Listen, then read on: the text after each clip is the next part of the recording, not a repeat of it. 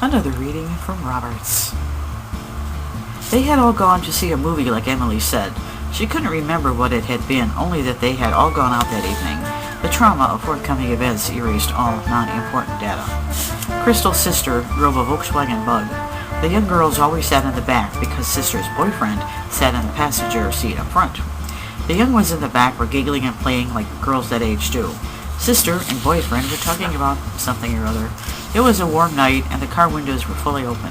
Sister drove. She and boyfriend continued to carry on their flirting and conversing. All was peaceful. Suddenly, on the side of the road, the older girl saw a furry shape at the edge of the right shoulder of the road. A cat had just crossed over and was minding its own business when the headlights glared at its face. The cat looked up and halted. Sister and boyfriend's conversation abruptly ended. As brakes screeched, the car swerved hard, and Emily and Crystal were thrown to the right. A horrible and ear-piercing guttural scream came from where the cat had been. Then a warm spray hit the right side of the car. Much of it came through the open window. Emily felt it hit her hair and face. Sister stopped the car. Her hands trembled on the steering wheel. She looked at boyfriend. He looked at her. He opened his door, got out, and stood looking down. Sister's voice was shaky. Is he dead? Oh, yeah. Sister turned around and looked at Crystal and Emily. You guys stay here. She got out of the car and slowly walked around the front of it to where boyfriend stood looking at the ground. Of course the young girls didn't stay put. They followed Sister out of the car to see what had happened. There was blood splattered on the front side of the car. It showed up really good on the light blue paint job. Emily and Crystal noted that not only was there blood, there was also little bits and pieces of feline flesh hanging on it as well. Crystal stared down at the lump on the side of the road. Then she bent down to touch it. Sister yelled, "Don't do that!" Too late. Crystal had already gotten on her knees and fingers met warm, pulpy flesh.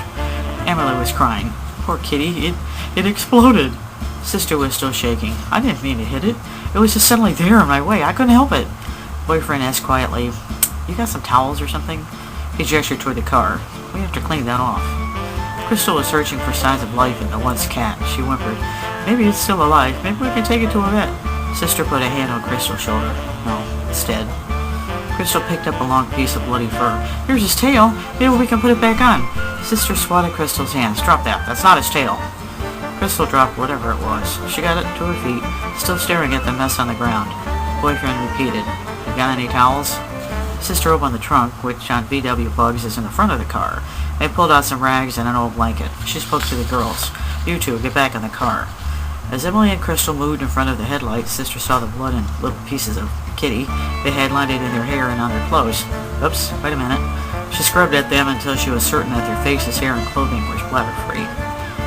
Crystal and Emily climbed back in the car and sat silently as Sister and boyfriend wiped down the front bumper, headlight, hood, inside the car.